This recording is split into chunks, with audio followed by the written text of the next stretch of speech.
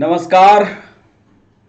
मैं doctor Ramanivas Sharma Raman YouTube channel पर science और टेक्नोलॉजी का यह विशेष सेशन कॉम्पिटिटिव एग्जाम के लिए बच्चों आप सभी का बहुत बहुत स्वागत और अभिनंदन। आज का सेशन फिजिक्स का है। फिजिक्स के इस सेशन में NEET, state PSC, UPSC, SSC के साथ एक और परीक्षा अग्निवीर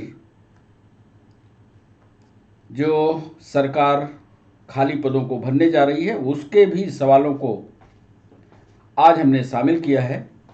इसके पहले वाले वीडियो में हमने यूनिट्स और मेजरमेंट की थ्योरी पढ़ाई थी। 5 सवाल पूछे थे और हमें याद आ रहा है कि वो 5 सवाल आपसे नहीं बने थे। न्यूमेरिकल सवाल थे। अक्सर नेट की परीक्षा में, यूपीएससी की परीक्षा में, एसएससी की परीक्षा में, पीएनएसटी या नर्सिंग की परीक्षा में जब न्यूमेरिकल सवाल आते हैं तो उससे आप दूर भागते हो, उसको नहीं करते। आज हमारी कोशिश होगी कि कैसे उन न्यूमेरिकल सवालों को आप करो। इसी कड़ी में आज हम 13 सवाल लेकर के आए हैं और उन 13 सवालों में से वो 5 सवाल भी शामिल हैं जो इसके पहले वाले वीडियो में हमने शामिल किए थे। कुल मिलाकर के 13 सवाल आज हम आपके सामने रखेंगे। उन 13 सवालों को पहले आपको पढ़ना है। 1 मिनट का समय देंगे उनको करने के लिए और पूरे जब सवाल हो जाएंगे तो फिर हम वापस आएंगे और एक एक सवाल का डिस्कशन, हर सवाल को लगा लगा कर आपको समझाएंगे। तो यह हमारा सेशन बहुत महत्वपूर्ण होगा कि जो बच्चे सवाल करने से या न्यूमेरिकल से डरते हैं, कितना आसान होता है जब हमारी थ्योरी मजबूत हो, थ्योरी के बारे में हमको अच्छी तरह से पता हो और सवाल को हम कितना वक्त देते हैं पढ़ने में, समझने में, और उत्तर हमारा तुरंत आता है। उसी को ध्यान में रखते हुए आज ये 13 सवाल यूनिट्स और मेजरमेंट पार्ट 2 में हम लेकर के आए। तो सवालों की शुरुआत करें उसके पहले आपको बता दें कि जब हमारे साथ आप लाइव हों आज शाम को ठीक 6 बजे, तो जब से आ जाएं तो बीच में क्लास को क्विट ना करें। यदि आप क्लास क्विट करते हैं तो उससे क्लास का इग्नोरेंस मानते हैं। क्लास को इग्नोर ना करें। ठीक है, आप जाते हैं, कोई इमरजेंसी आती है तो आप हमें बताएं, लेकिन क्लास को इग्नोर ना करें। भले आप बाद में देखते हो, बाद में उसको पढ़ते हो, हमें पता है, पर यदि क्लास में आप लाइव आते हैं तो लगातार आप हमारे साथ बने रहें। आपका कोई सवाल है, कोई क्वेरी है, तो ठीक 6 बजे हम लाइव रहते हैं। आप कमेंट बॉक्स में सवाल हमसे पूछें, डिस्कशन हमसे करें, हम उसका नितांत सटीक और जो आपके लिए वैल्यूएबल होगा जवाब जरूर बताएंगे। चैनल को सब्सक्राइब करना, चैनल को लाइक करना, चैनल को शेयर करना, यह आपकी जिम्मेदारी है। आप कितना करते हो अपनी जिम्मेदारी ये आप जानो। हमारा काम है आपको सिखाना, पढ़ाना। वो हम अपना कर्तव्य कर रहे हैं। आप अपने कर्तव्य के प्रति कितने सजग हो आप जानो। तो पहला सवाल यूनिट और मेजरमेंट पार्ट 2 का पहला सवाल आपके स्क्रीन पर बच्चों ये रहा। एक पेंडुलम का दोलन करने वाले पर यह सवाल है।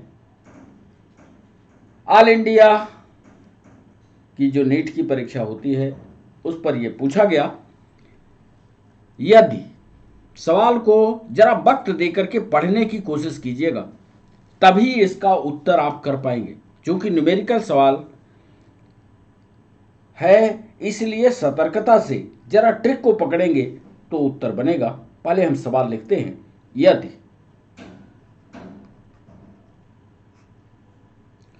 दो लित्र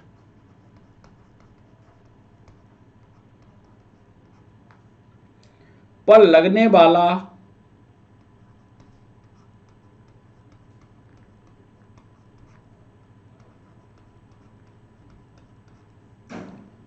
अवमंदन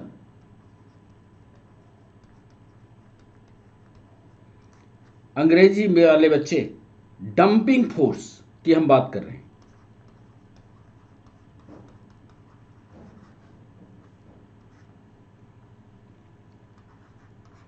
बल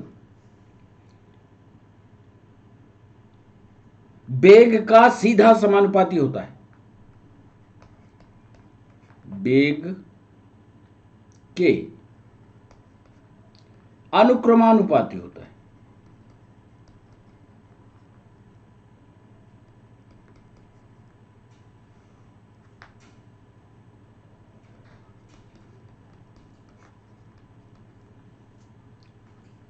तो टेक्निक देखिएगा, सवाल पूछने की टेक्निक। तो अनुक्रमानुपाती नियतांक का मात्रक होगा, ये सवाल है।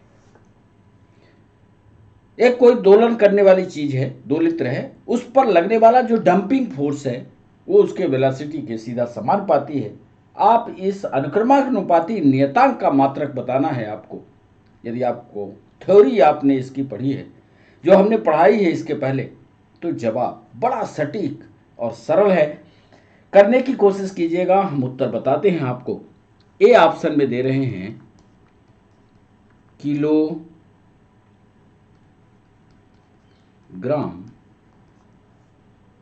Metre minus metre second -1। B उत्तर दे रहे हैं kilogram metre second, kilogram metre second -2। C option दे रहे हैं किलोग्राम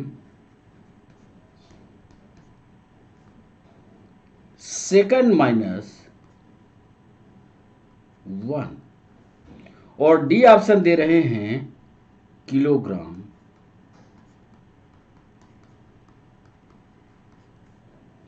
सेकंड। यह सवाल इसके पहले के वीडियो में भी हमने पूछा है। यह दोलित्र पर लगने वाला डंपिंग फोर्स वेग के सीधा अनुक्रमानुपाती होता है, तो अनुक्रमानुपाती नियतांक का मात्रक क्या होगा, आपको निकालना है। आप जानते हो कि फोर्स की यूनिट क्या है, वेग की यूनिट क्या है। यदि ये दोनों जानते हो तो सीधा सीधा उत्तर आपको निकालना है। निकालने की कोशिश कीजिएगा। नहीं बनेगा तो आज हमने इस प्रश्न के साथ एक डिस्कशन का पेज भी लगाया है। ये पन्ना हमारा डिस्कशन का पेज होगा। इस सवाल को आज हम पूरी तरह से आपके सामने डिस्क्राइब करेंगे। एक पेज हमने डिस्कशन का पेज लगाया है, पहले सवाल का डिस्कशन भी करेंगे। अभी आपको समय दे रहे हैं कि आप करिए, और आप कमेंट बॉक्स में आप हमें बताइए कि आपने कैसे इसको किया है। आइए दूसरे सवाल पर। किसी क्षेत्रफल से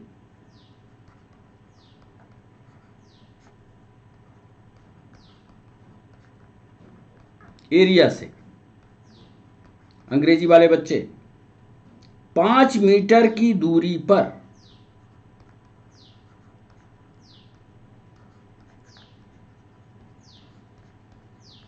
5 मीटर की दूरी पर सममित किसी बिंदु पर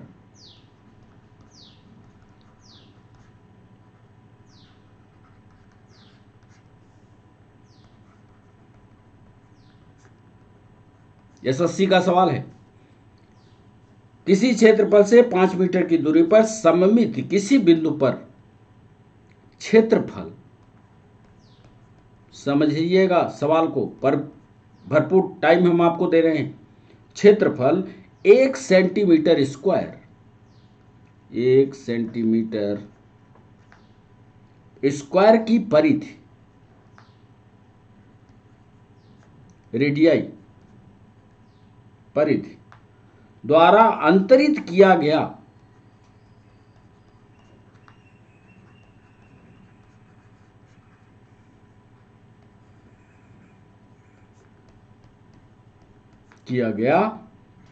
घन कोण होगा।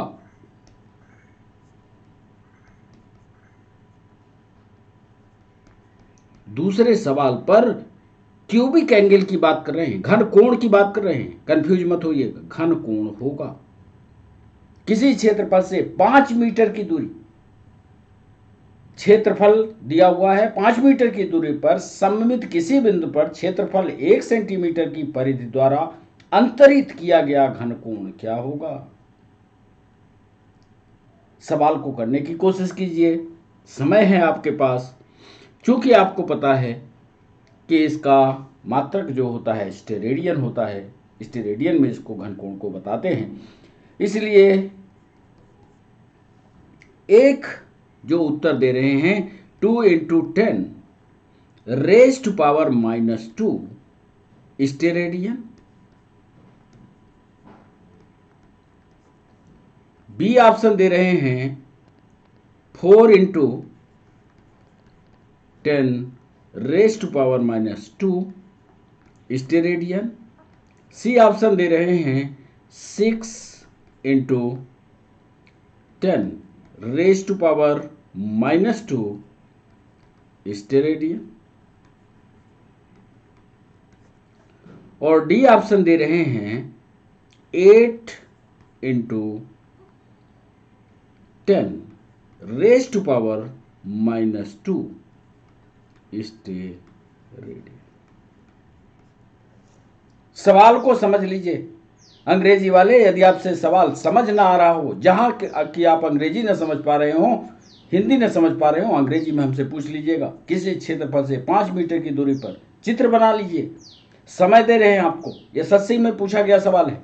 आपके सामने भी यह सवाल आएगा, किसी क्षेत्रफल से 5 मीटर की दूरी पर सममित किसी बिंदु पर क्षेत्रफल 1 सेंटीमीटर स्क्वायर परिधि द्वारा अंतरित किया गया घन कोण क्या होगा। आज बच्चों यदि आप उत्तर कर पाते हैं तो कमेंट बॉक्स में बताइएगा, नहीं तो हम आज पेज लगाएंगे, आपको समझाएंगे, और ये पेज हमारा डिस्कशन का पेज होगा। आज इस सवाल को लगा करके हम आपको समझाएंगे। ये था हमारा दूसरा सवाल। आइए तीसरे सवाल पर आपको ले चलते हैं। तीसरा सवाल, वह युक्ति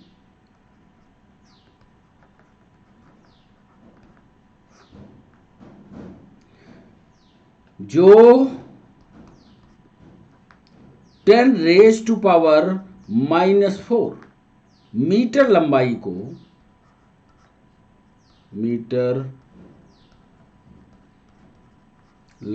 को यथार्थतापूर्वक नापने के लिए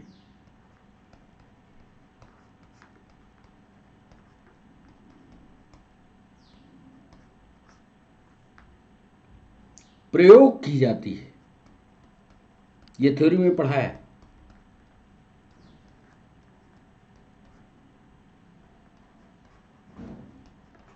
ए ऑप्शन दे रहे हैं, क्या वह पेच मापी है, स्क्रू गेज जिसको कहते हो, पेच मापी है।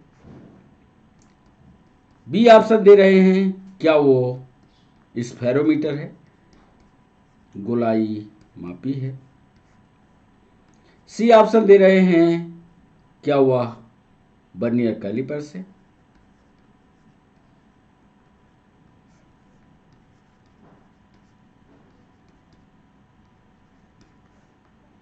डी ऑप्शन दे रहे हैं, क्या या तो ए या बी है, या तो ए या तो बी है। फिर सोचिए, उस थ्योरी वाले वीडियो को देखिए। वह युक्त जो 10⁻⁻⁴ मीटर लंबाई को यथार्थतापूर्वक नापने के लिए, एक्यूरेसी लाने के लिए प्रयोग की जाएगी। क्या वह स्क्रू गेज होगा, क्या वह गोलाई मैपी होगा, क्या वह वर्नियर कैलिपर्स होगा, क्या ए और या तो ए का इस्तेमाल कर लो या बी का इस्तेमाल कर लो। इसके लिए भी बच्चों चारों के बारे में बताएंगे आज। इसके लिए भी हमने डिस्कशन का पेज लगाया है।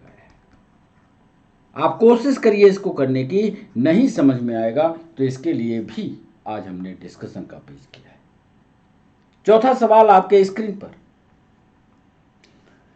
यह सवाल नीट में यूपीएससी ने पूछा, 2 परीक्षाओं में, दोनों प्रतिष्ठापूर्ण परीक्षाएं हैं, दोनों में यह सवाल पूछा गया। वर्नियर कैलिपर्स के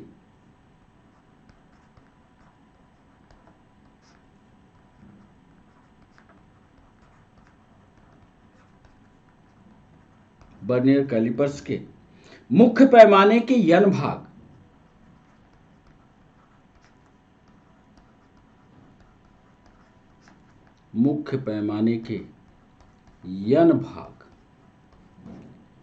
हमारे साथ सवाल को समझते चलिएगा। बार बार हम सवाल को रिपीट इसीलिए करते हैं कि आपके दिमाग में यह चढ़ जाए। वर्नियर कैलिपर्स के मुख्य पैमाने के यन भाग, कामा लगाइएगा। वर्नियर पैमाने के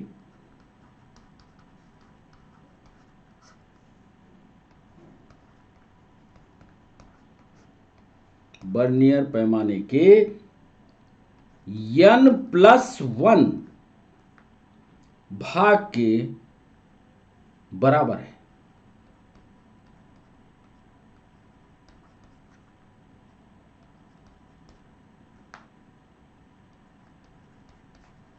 संपाती है। अब इसके बाद सोचिए, यदि मुख्य पैमाने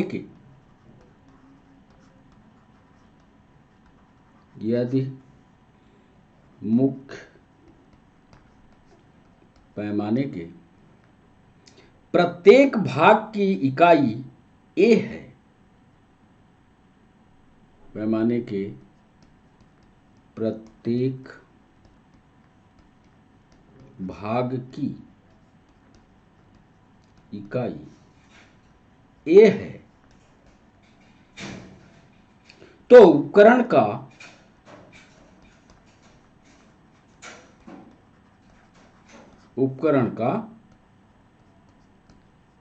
अल्पतम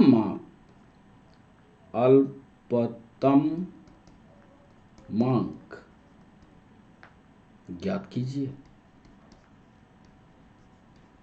इसके लिए भी फार्मूला है, पर पहले सवाल को समझना होगा। ऑप्शन दे रहे हैं, ए ऑप्शन, क्या उसका अल्पतम अंक a/n+1 होगा। बी ऑप्शन दे रहे हैं, क्या उसका अल्पतम अंक 3a/4 × n+1 होगा। सी ऑप्शन दे रहे हैं, a/n+1² होगा। और बच्चों डी ऑप्शन दे रहे हैं, a/n+1 का होल स्क्वायर होगा। फिर से सवाल पढ़िएगा। वर्नियर कैलिपर्स के मुख्य पैमाने के यन भाग वर्नियर पैमाने के n+1 भाग के सीधा समानुपाती है या संपाती है या बराबर है। यदि मुख्य पैमाने के प्रत्येक भाग की इकाई ए है तो उपकरण का अल्पतम अंक बताइए। ए ऑप्शन दे रहे हैं a/n+1, बी दे रहे हैं 3a/4 × n+1, सी ऑप्शन दे रहे हैं a/n+1 का होल स्क्वायर, डी ऑप्शन दे रहे हैं a/n+1 का होल स्क्वायर। सही उत्तर करने की कोशिश कीजिएगा, नहीं तो इस प्रश्न के लिए भी हम डिस्कशन का पेज आज लगाएंगे।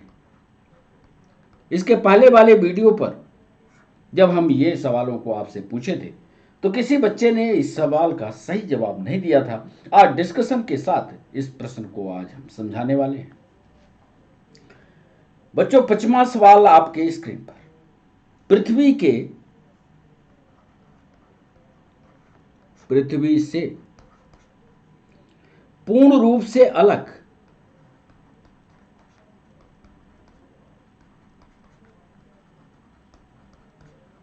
ब्रैकेट में लिख रहे हैं विपरीत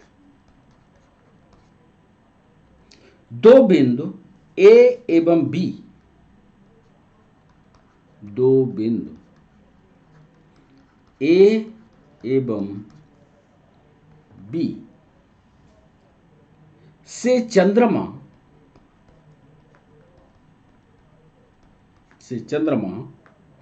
का प्रेक्षण किया जाता है। चंद्रमा का प्रेक्षण किया जाता है।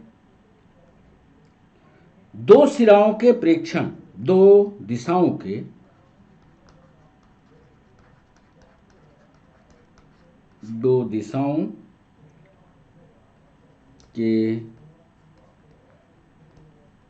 प्रेक्षण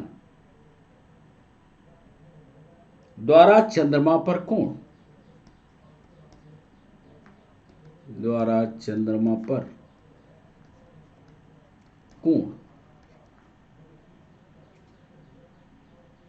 थीटा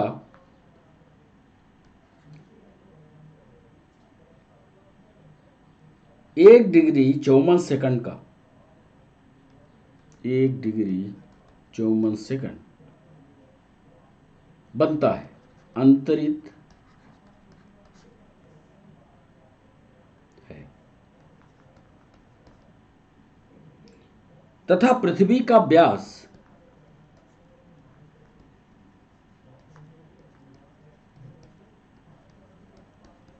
तथा पृथ्वी का व्यास 1.276 इंटू 10⁻7 मीटर है। पूछ क्या रहा है? तो चंद्रमा से पृथ्वी की दूरी, तो चंद्रमा से पृथ्वी की दूरी की गणना कीजिए। फिर से एक बार सवाल पढ़ते हैं। पृथ्वी से पूर्ण रूप से अलग दो विपरीत बिंदु हैं ए और बी से चंद्रमा का प्रेक्षण किया जाता है। दोनों दिशाओं के प्रेक्षण के द्वारा चंद्रमा पर कोण जो थीटा बना वो 1 डिग्री 54 मिनट अंतरित है। यदि पृथ्वी का व्यास इतने मीटर है तो चंद्रमा से पृथ्वी की दूरी की गणना कीजिए। प्रेक्षण का जो एंगल बन रहा है वो 1 डिग्री 54 से गणना करना है आपको। फार्मूला आपको पता है। ए ऑप्शन दे रहे हैं। क्या वह दूरी 4.5 गुणे 10⁻9 मीटर है? क्या यह दूरी 3 इंटू 10⁸ मीटर है? सी ऑप्शन दे रहे हैं। क्या यह दूरी 2.5 इंटू 10⁻4 मीटर है? डी ऑप्शन दे रहे हैं। क्या यह दूरी 4 इंटू 10⁻7 मीटर है? आपको सही उत्तर पर टिक करना है। सही उत्तर हमें कमेंट बॉक्स में बताना है कि पृथ्वी से पूर्ण रूप से दो बिंदुओं से जब चंद्रमा को देखा गया तो जो कोण बना उसमें व्यास का क्या कैलकुलेशन हो कि चंद्रमा से पृथ्वी की दूरी निकल आए। तो 5वां सवाल नहीं बनेगा तो उसके लिए आज हमने डिस्कशन का पेज लगाया है। आपको चिंता करने की जरूरत नहीं है। आज डिस्कशन के द्वारा तय कर देंगे कि कौन सा उत्तर सही है। बच्चों 6वां सवाल आपके स्क्रीन पर। सूर्य का कोणीय व्यास, सूर्य का कोणीय एंगुलर रेडियस 19-20 मापा जाता है।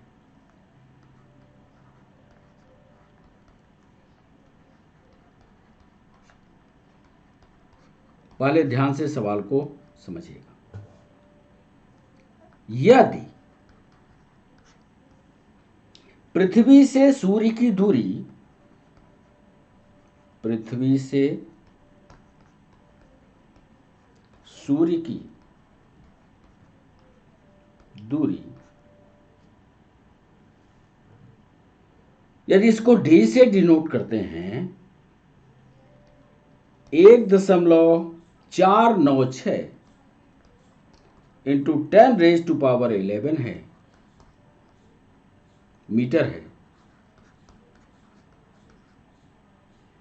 तो सूर्य का व्यास बताइए।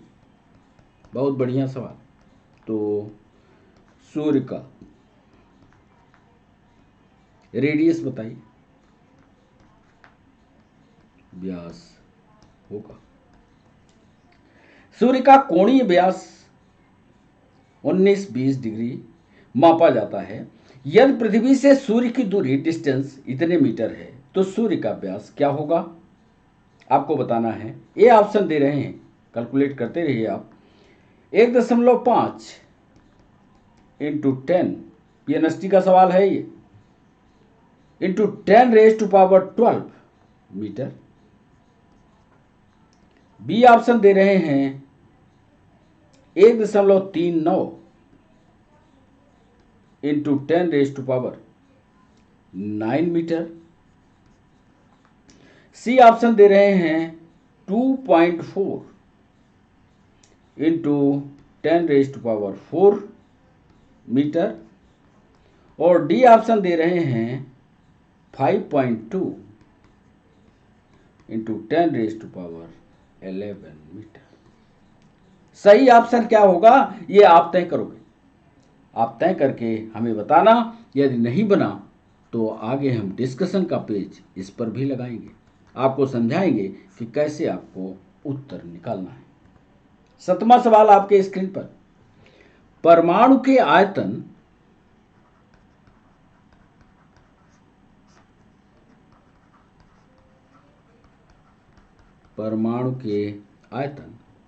एवं नाभिक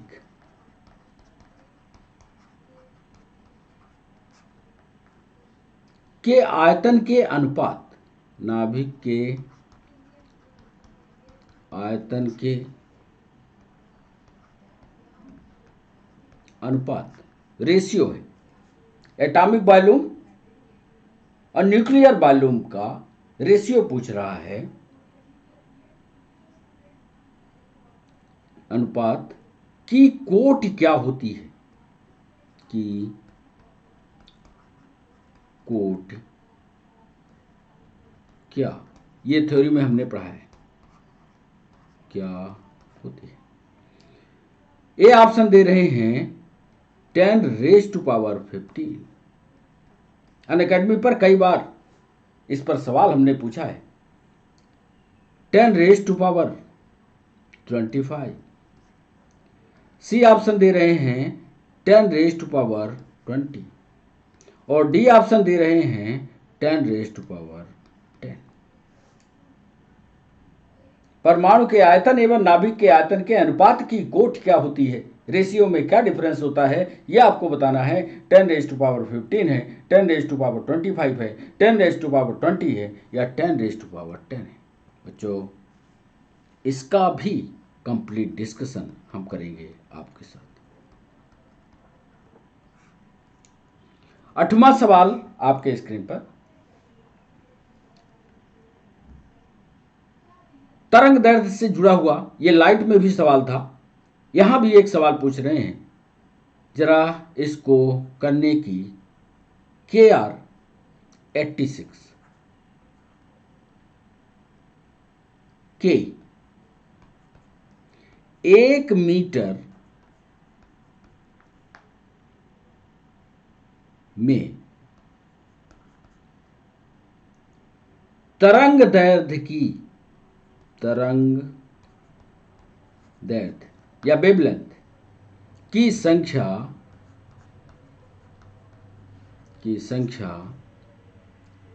कितनी होगी?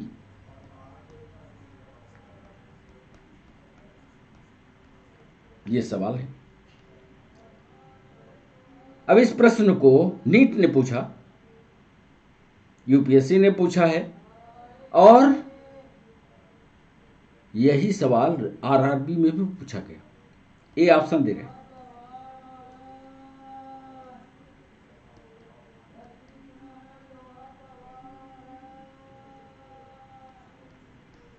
.3। बी ऑप्शन दे रहे हैं 1650, 763.73। सी ऑप्शन दे रहे हैं 23, 48, 123.73।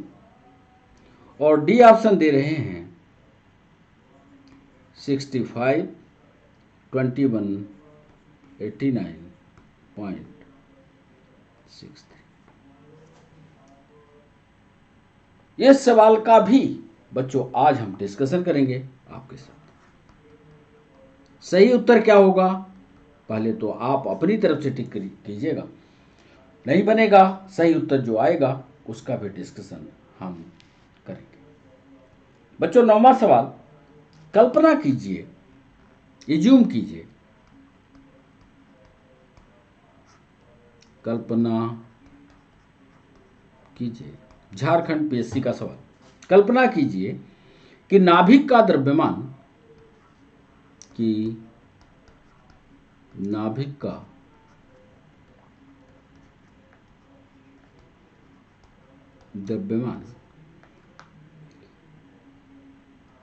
यम बराबर ए एम पी से दिया गया है,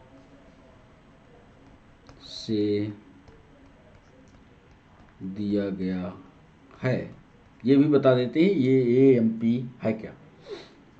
जहां ए द्रव्यमान संख्या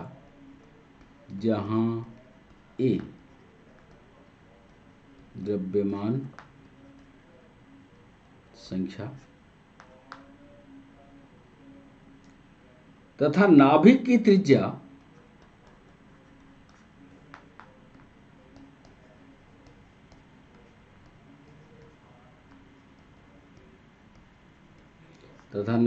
त्रिज्या R बराबर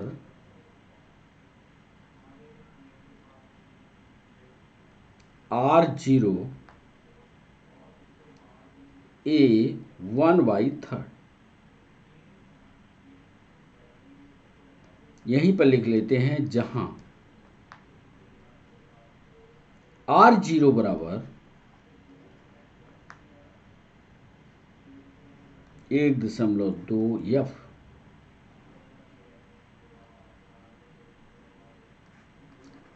है। सवाल आगे कंटिन्यू चल रहा, तब नाभिक के घनत्व की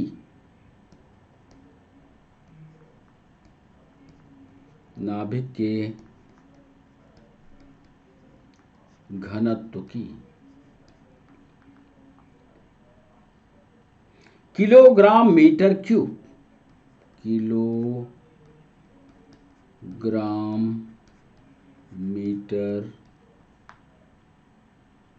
-3 में गणना कीजिए। दिया गया है, या लिख लीजिए दिया हुआ है,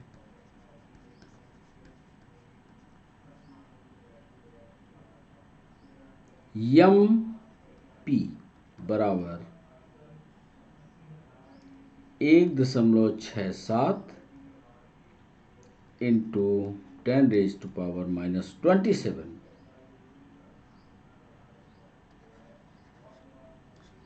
किलो यदि आप फार्मूला पर सेट करेंगे तो तुरंत उत्तर निकलेगा, नहीं सेट किया तो उत्तर गलत होगा।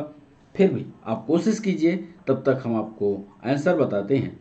ए बराबर क्या इसका सही जवाब 2.3 इंटू 10⁻17 किलोग्राम मीटर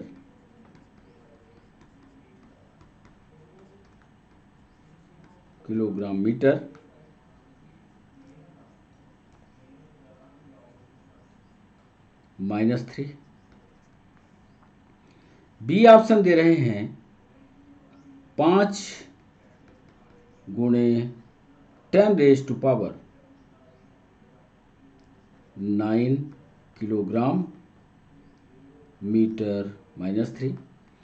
सी ऑप्शन दे रहे हैं 7 इंटू 10⁻12 किलोग्राम मीटर -3। और डी ऑप्शन दे रहे हैं 4.2, याद रखिएगा ये 4.2 है, इंटू 10⁻17 किलोग्राम मीटर। कल्पना कीजिए कि नाभिक का द्रव्यमान इतना है, जहां ए द्रव्यमान संख्या है तथा नाभिक की त्रिज्या इतनी है, जहां r0 बराबर इतना है। तब नाभिक के घनत्व की किलोग्राम मीटर में गणना कीजिए। दिया हुआ है mp बराबर 1 सब की वैल्यू दी हुई है, आपको कैलकुलेशन करना है किलोग्राम। तो ये था हमारा 9वां सवाल। 9वें सवाल का भी आज हम डिस्कशन करेंगे, आपको समझाएंगे। अब बच्चों 10वां सवाल आपके स्क्रीन पर। किसी भी समय अंतराल को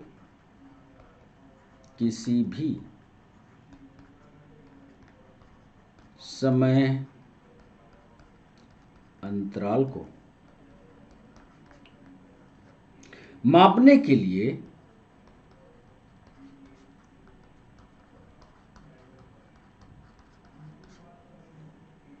घड़ी की आवश्यकता होती है।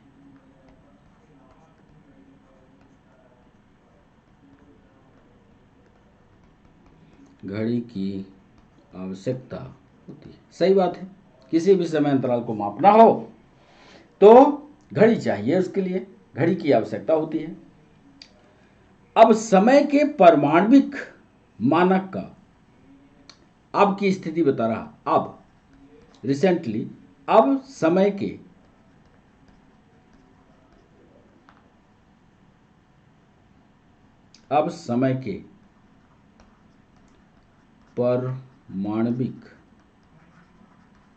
परमाण्विक मानक का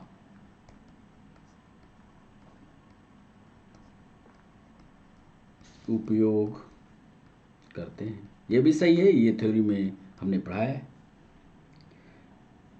जो उत्तर बताते चल रहा है, प्रश्न देखिएगा, जो आवर्त कंपन पर आधारित है, जो आवर्त कंपन पर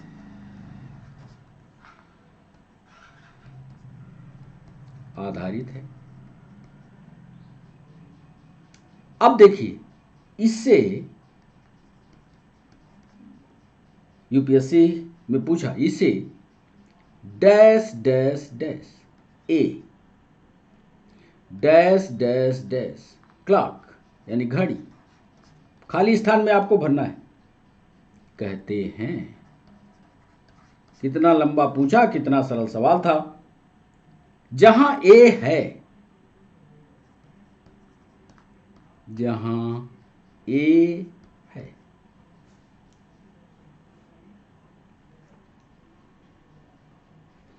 इस ए के बारे में आपको बताना है। ये ए क्या है? ए ऑप्शन दे रहे हैं, क्या ये क्वार्ट्ज है? बी ऑप्शन दे रहे हैं, क्या ये सीजियम है? सी ऑप्शन दे रहे हैं, क्या ये मानक भरा जाए इसके बीच में? और डी ऑप्शन दे रहे हैं, क्या ये अंतरराष्ट्रीय लिखा जाए? इस खाली स्थान में इसका भी डिस्कशन का पेज लगा है, यहाँ भी डिस्कशन करेंगे, क्योंकि थ्योरी तो इसकी पढ़ाई है, खाली स्थान में क्या भरा जाए ये डिस्कशन वाले पेज में लाएंगे। बच्चों 11वां सवाल, ब्रह्मांड की आयु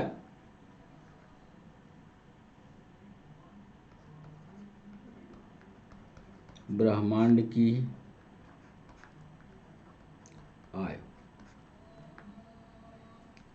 10⁻10 वर्ष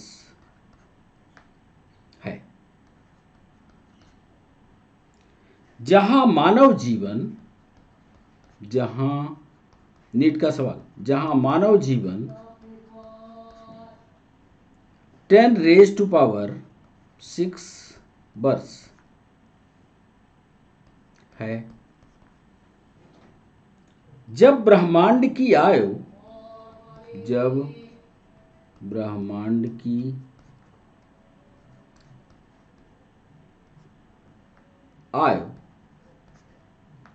एक दिन थी, तब मनुष्य का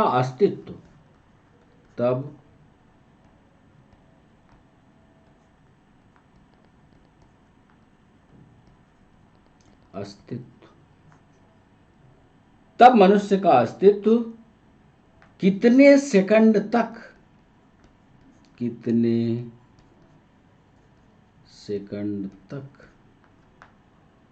रहेगा।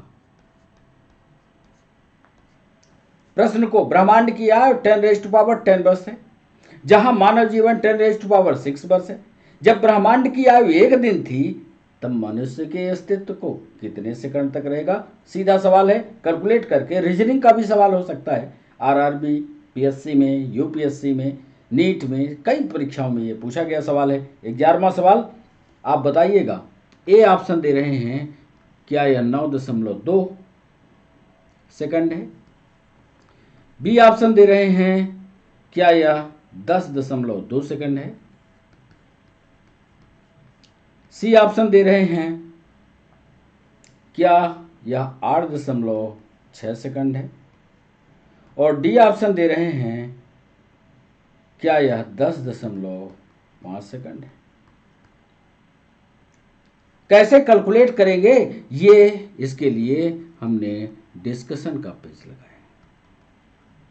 आपको डिस्कशन करके आपको बताएंगे कि कैसे ये सवाल किया जाता है। 12वां सवाल, पृथ्वी की सूर्य के साथ तुलना। पृथ्वी की सूर्य के साथ तुलना में मंगल ग्रह के चक्कर की अवधि, मंगल ग्रह के चक्कर की अवधि ज्ञात करो।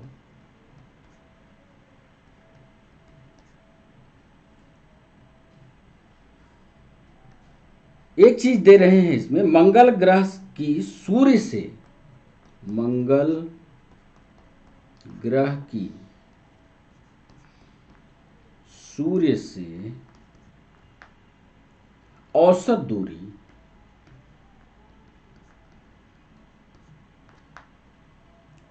1.52 आर्मस्ट्रांग यूनिट है। प्रश्न को आप समझ गए होंगे। उत्तर दे रहे हैं 2.32 वर्ष। बी ऑप्शन दे रहे हैं 4.2 वर्ष। सी ऑप्शन दे रहे हैं 1.87 वर्ष। और डी ऑप्शन दे रहे हैं 2.37 वर्ष। इसको कैसे निकालेंगे, इसके लिए भी हमने पेज लगाया है, डिस्कशन यहां भी करेंगे। बच्चों, आज के सेशन का अंतिम सवाल, न्यूमेरिकल का अंतिम सवाल अब आपके सामने, कौन सी तकनीक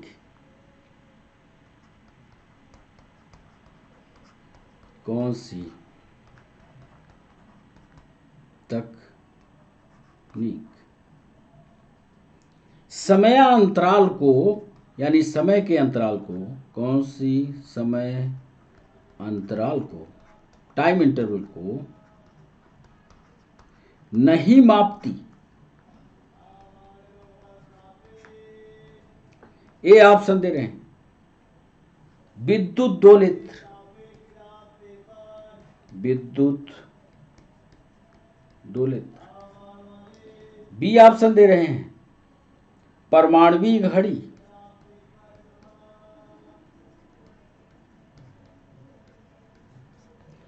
सी ऑप्शन दे रहे हैं स्प्रिंग दोलित्र,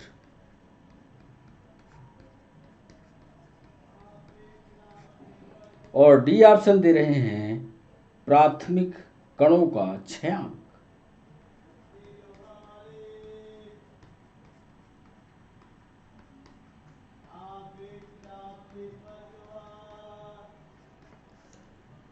कौन सी तकनीक समय अंतराल को नहीं नापती? विद्युत दोलित्र है, परमाणुवीय घड़ी है, स्प्रिंग दोलित्र है, या प्राथमिक कणों का क्षयांक है। इस पर भी डिस्कशन करेंगे अंतिम सवाल पर, इसका भी उत्तर बताएंगे। और इस तरह से ये 13 सवाल पूरे होते हैं। 13 सवाल पर कितने उत्तर आपने किया है या तो कमेंट बॉक्स में लिख लीजिए या कॉपी पर लिखे रहिए। अब हम सीधे पहले सवाल पर चलेंगे और पहले सवाल पर पहुंचे उसका डिस्कशन करें। अब आप देखिएगा कि आपसे कितने सवाल बने हैं या आपके सवाल करने का जो तरीका था क्या वही था जैसे हम बताने जा रहे हैं? क्या वो तरीका सही था जो हम बताएंगे या जो आपने किया है? आपका सरल था, मेरा सरल था। इन 13 सवालों पर पहला सवाल ले आते हैं, पूरी एक एक लाइन आपको बताते हैं। पहला सवाल था दोलित्र पर लगने वाला डंपिंग बल वेग के अनुक्रमानुपाती होता है, तो अनुक्रमानुपाती नियतांक का मात्रक कैसे निकालेंगे ये देखिएगा। डिस्कशन के पेज पर आइए, दिया गया है, लिखिएगा दिया गया है। जब हम लोग गणित लगाते हैं तो पहले स्पष्टता के साथ लिख लेते हैं। दिया गया है, क्या दिया है? जो डंपिंग फोर्स है, अब मंदन बल, अब मंदन बल वो सीधा समानुपाती है किसके? वेग के। चलिए लिख दिया हमने भी, यानी अब मंदन बल फोर्स सीधा समानुपाती है वेग के, वेलोसिटी के। तो स्थिरांक कैसे लगाते हैं ये गणित वाले बच्चे और अच्छे से बताते हैं। यफ सीधा समानुपाती के चिन्ह को जब हटाना होता है तो यफ बराबर एक नियतांक लगाया, के को लिखा के इंटू भी। अब इसका मान पूछ रहा है तो के बराबर क्या होगा? यफ अपान भी। अब दोनों का मात्रक हम जानते हैं तो के बराबर होगा, यफ का मात्रक होता है, लिखिएगा यफ का मात्रक बटे भी का मात्रक, तो के बराबर होगा kilogram metre second square, kilogram metre second square बटे मीटर सेकंड -1। पूरा कैलकुलेट करोगे तो अंत में ये सब कटाकुट होकर के, इतना तो कर लोगे आप, इतना करोगे तो kilogram minus kilogram second -1, kilogram second -1 इसका सही जवाब होगा।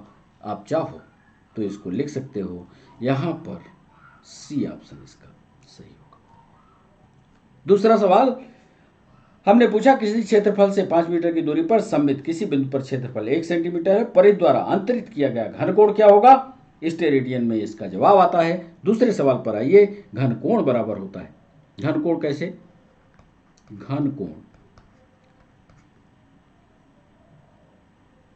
को डी और ऐसा एक चित्र बनाते हैं,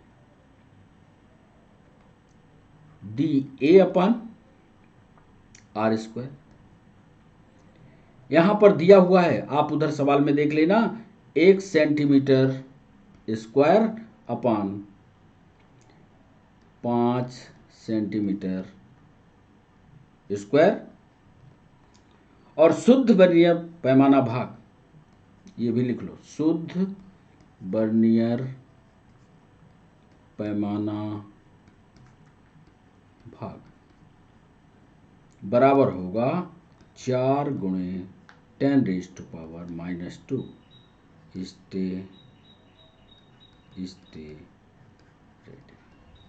इतना तो कर लोगे, उत्तर निकाल लोगे कि नहीं? कमेंट बॉक्स में बताते चलो। इतनी गणित तो आपको आनी चाहिए, सामान्य सा कैलकुलेशन है, इसलिए इसका सही जवाब होगा बी। तीसरा सवाल था, वह युक्त जो 10.4 वाले को, तो इसका भी उत्तर लिख लेते हैं। तीसरे का लिखा रहे तो आपके पास प्रूफ रहेगा। एक स्क्रू गेज एवं गोलाई मापी स्फेरोमीटर एवं गोलाई मापी, एक स्क्रू गेज एवं गोलाई मापी का उपयोग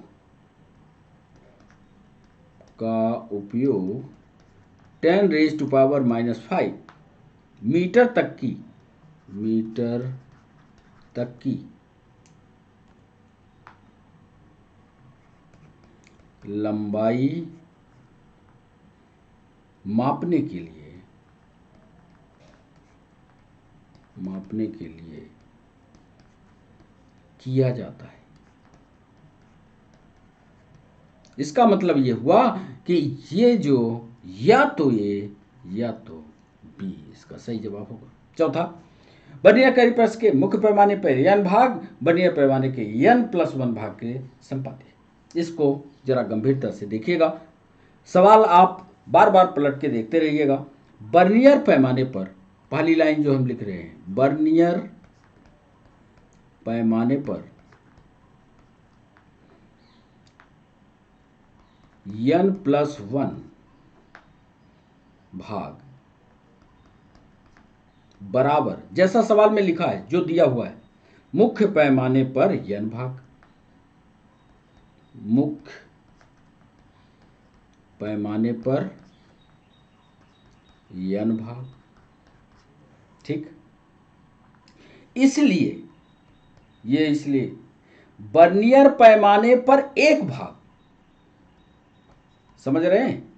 वर्नियर पैमाने पर एक भाग, वर्नियर पैमाने का n+1 भाग बराबर हुआ है मुख्य पैमाने का n भाग।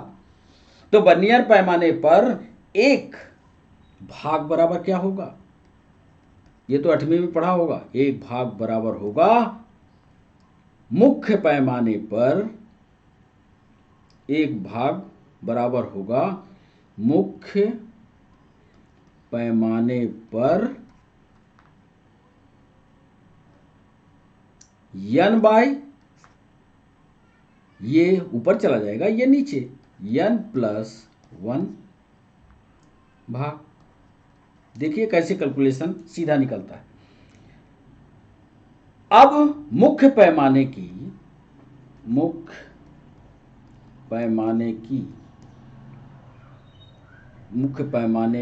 पर प्रत्येक भाग की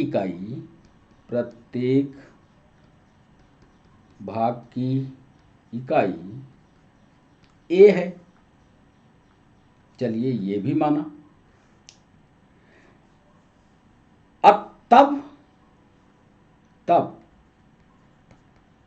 अल्पतम मांक बराबर होगा एक मुख्य पैमाने का भाग, एक मुख्य पैमाने का भाग माइनस एक वर्नियर पैमाने का भाग, क्योंकि ये फार्मूला है अल्पतम अंक। तो अब इसको कैसे निकालें? एक मुख्य पैमाने पर ए माइनस n, देखते जाइएगा, n+1 ए बराबर होगा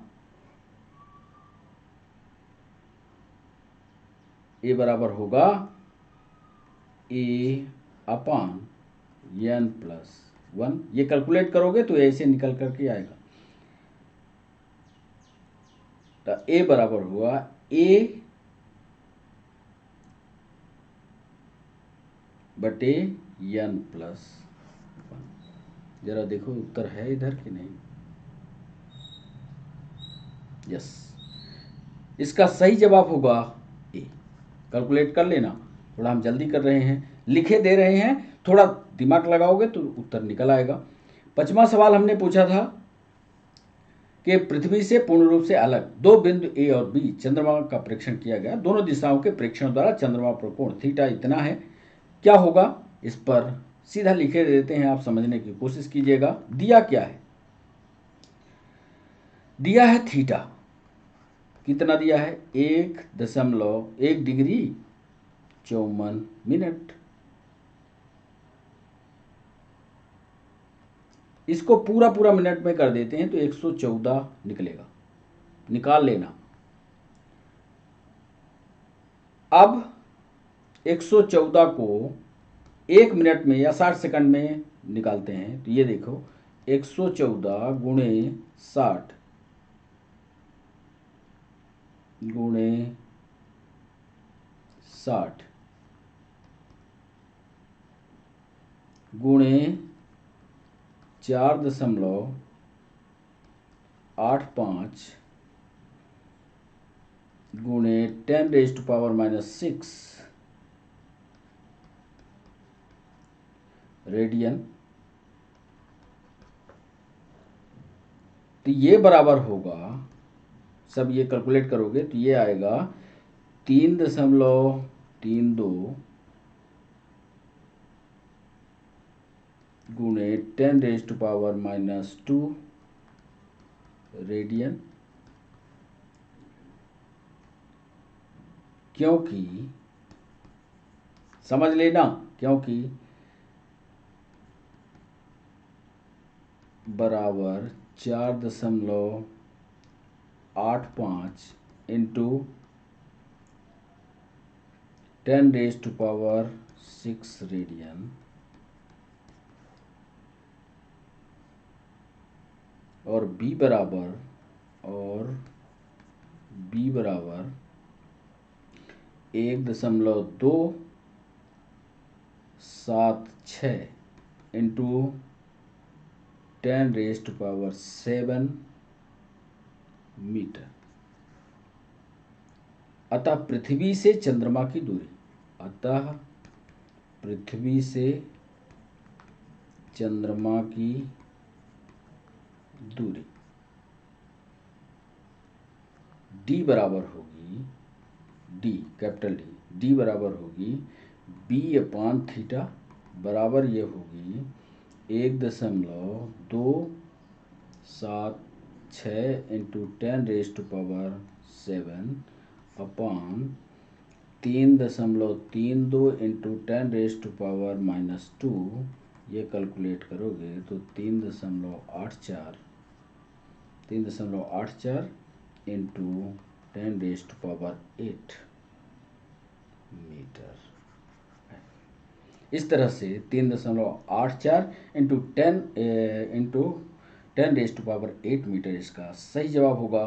5वें सवाल का सही उत्तर होगा बी, नीट में पूछा गया सवाल। 6वां सवाल था सूर्य का कोणीय व्यास कैसे मापा जाता है, जल्दी जल्दी करना होगा, समय पूरा हो चुका है। छठवां सवाल, सूर्य का कोणीय व्यास, लिख लीजिए इसको, सूर्य का कोणीय व्यास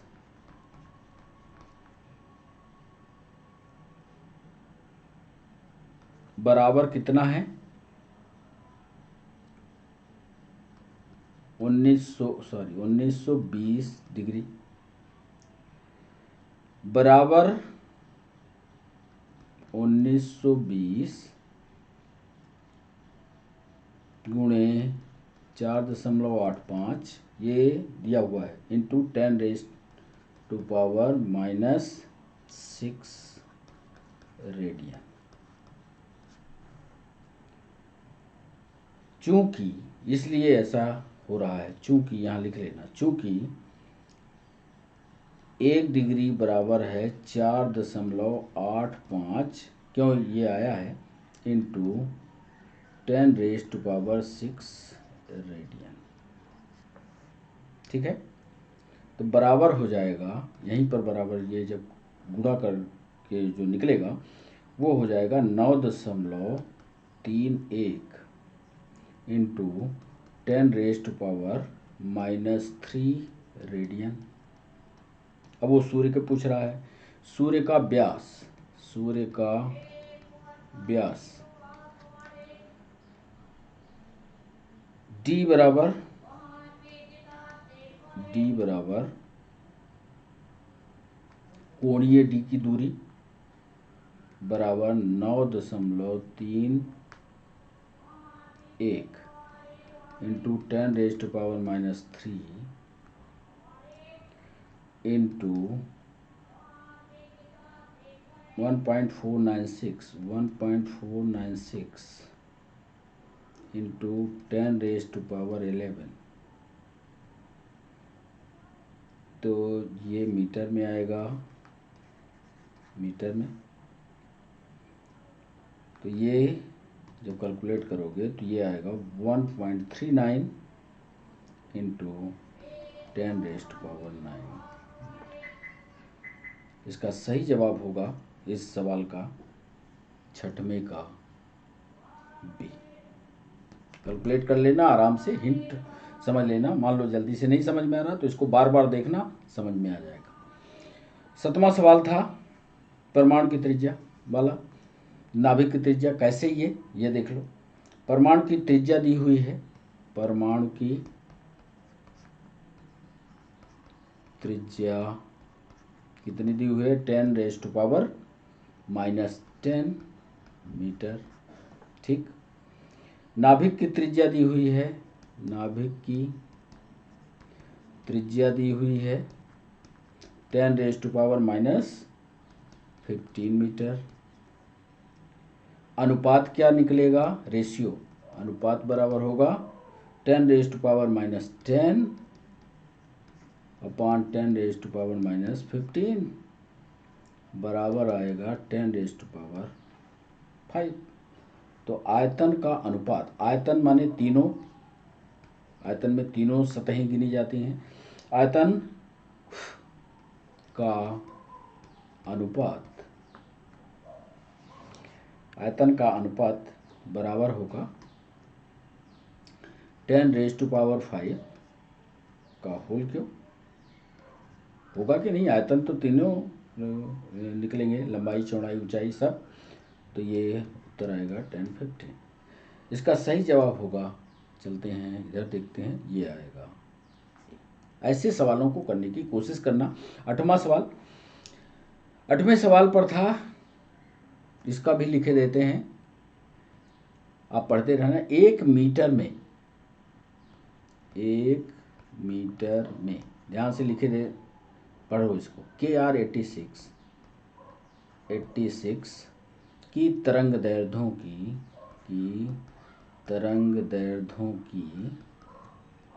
संख्या, तरंग दैर्ध्यों की संख्या 1650,700, 1650,763 0.73, यानी इसका सही जवाब होगा बी। 9वां सवाल, कल्पना कीजिए नाभिक का द्रव्यमान। इसका भी कैलकुलेशन कर देते हैं। यहाँ प्रोटॉन का द्रव्यमान देखिए, यहाँ प्रोटॉन का द्रव्यमान, यहाँ प्रोटॉन का द्रव्यमान बराबर है m for mass, p for proton, बराबर है 1.67 इंटू 10⁻⁻27 किलोग्राम।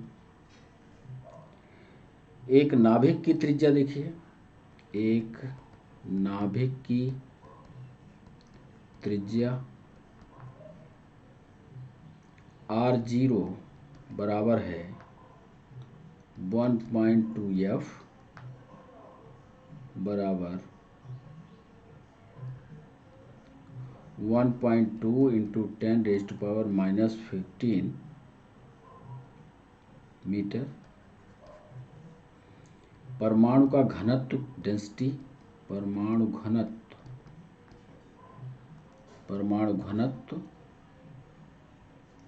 बराबर होगा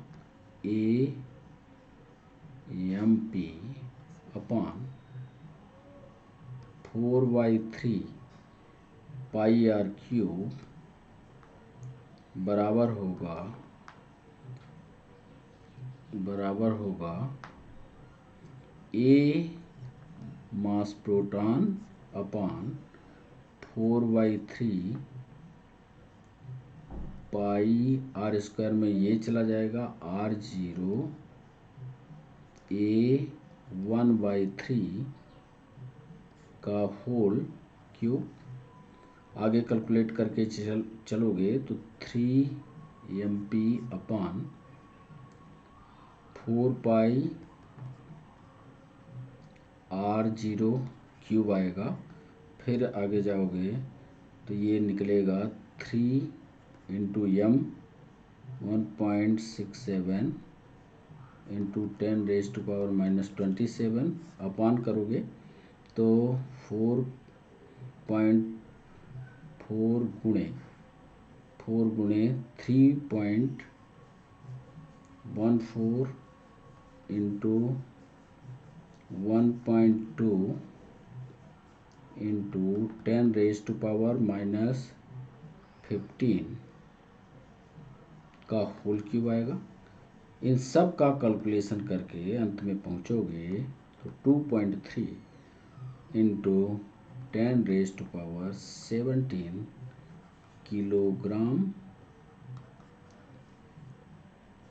मीटर -3। तो इसका सही जवाब आएगा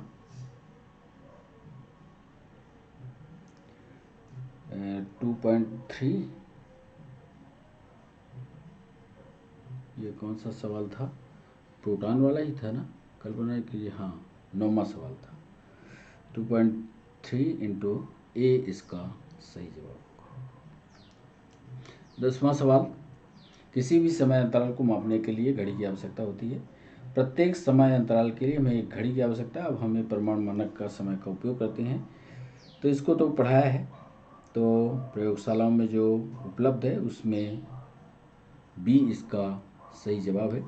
इस पर सीजियम का इस्तेमाल होता है। इधर इसकी थ्योरी लिखी हुई है, पढ़ लेना। 11वां सवाल था, ब्रह्मांड की आयु 10 से 10 वर्ष है।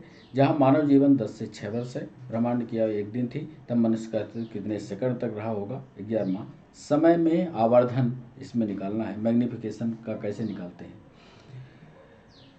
समय लिख लीजिएगा, समय में आवर्धन बराबर होगा मानव जाति की आयु, मानव जाति की आयु अपान ब्रह्मांड की आयु, ब्रह्मांड की आयु। इसको ऐसे निकालोगे तो ये निकलेगा 10 की घात, उधर लिखा हुआ है 10 की घात 6 अपान 10 की घात 10, तो ये निकलेगा, कैलकुलेट करोगे तो 10 की घात आएगी -4। अब मानव जाति की आभासी आयो निकालना पड़ेगा क्योंकि कम सेकंड में पूछ रहा है ना। तो 10 रेज टू पावर -4 इंटू एक दिन। तो एक दिन में कितने सेकंड होंगे, इसको सेकंड में निकालना है। तो ये आगे करोगे तो 10 की घात -4, एक दिन का सेकंड निकालोगे तो 86400 सेकंड आएगा। आगे और कैलकुलेट करोगे तो 8.64 सेकंड आएगा। इसको चाहो तो और सरल करते हुए 8.6 सेकंड आएगा। यदि उत्तर ढूंढना चाहो तो 11th का सही उत्तर होगा ये सी। बच्चों 12वां सवाल, पृथ्वी से सूर्य की तुलना मंगल के ग्रह की अवधि ज्ञात करो। मंगल ग्रह से सूर्य से औसत दूरी इतने AU की है।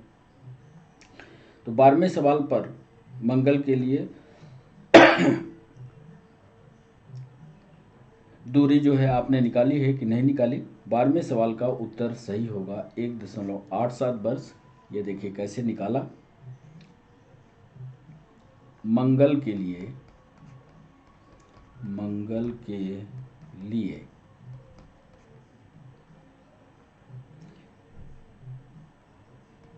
बराबर होगा 1.52 है ना, हाँ ये औसत दूरी 1.52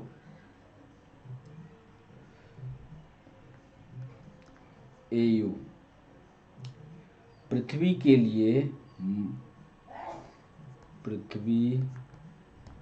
के लिए मंगल की सूर्य से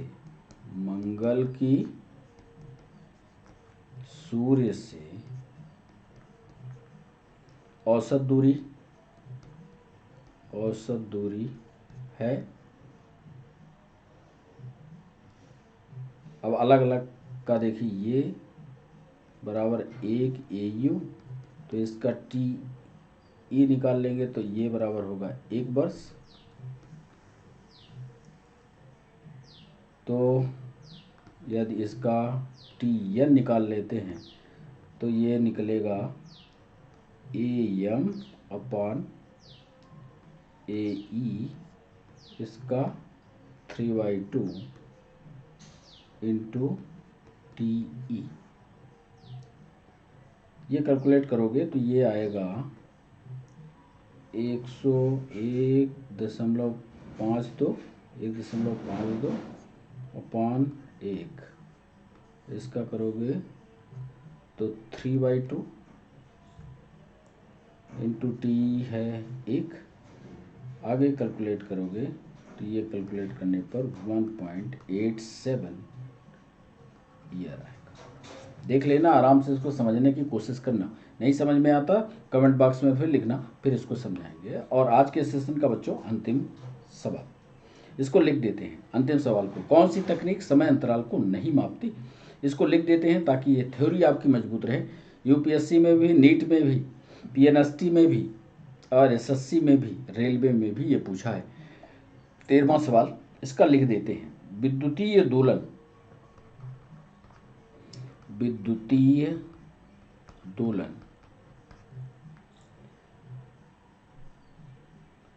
परिपथ में उत्पन्न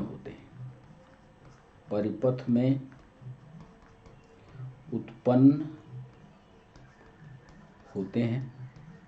एक बात, दोलक ट्रांजिस्टर की सहायता से इसे दोलक ट्रांजिस्टर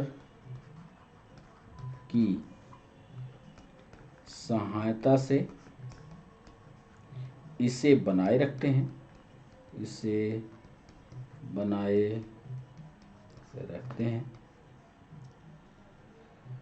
ये 1 माइक्रोसेकंड भी, ये 1 माइक्रोसेकंड भी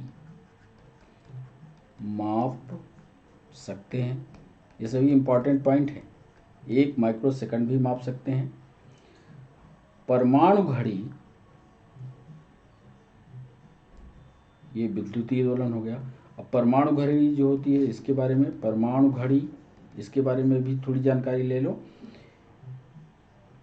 ये आवर्ती कंपन पर आधारित हैं, आवर्ती कंपन पर आधारित हैं। इसकी थ्योरी तो पढ़ाई है। एक और ले लेते हैं, प्राथमिक कणों का क्षय। जितने पॉइंट हैं सबको बता देते हैं। प्राथमिक कणों का क्षय, इसका क्या मतलब हुआ? कणों का जीवन काल, कणों का जीवन काल, कणों का जीवन काल 10⁻⁻16 से 10⁻⁻24 सेकंड तक बदलता है। सेकंड तक, ये याद किए रहना, पूछता है, बदलता है। उनके क्षय समय का उपयोग करके, उनके क्षय समय का उपयोग करके बहुत छोटे छोटे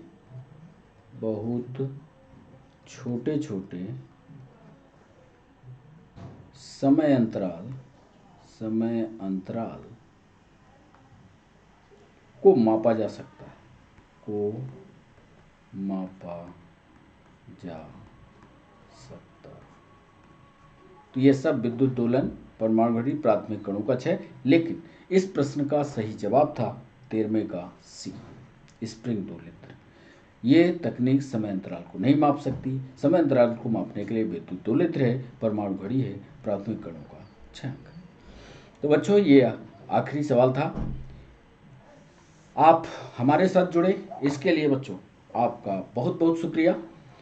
आज का सेशन अब यहीं पर रोकना होगा। फिर नए सेशन के साथ फिर हमारी आपकी मुलाकात होगी, फिर से यूनिट और मेजरमेंट के कुछ और नए थ्योरेटिकल सेशन के साथ। तब तक के लिए बच्चों बाय बाय, नमस्कार।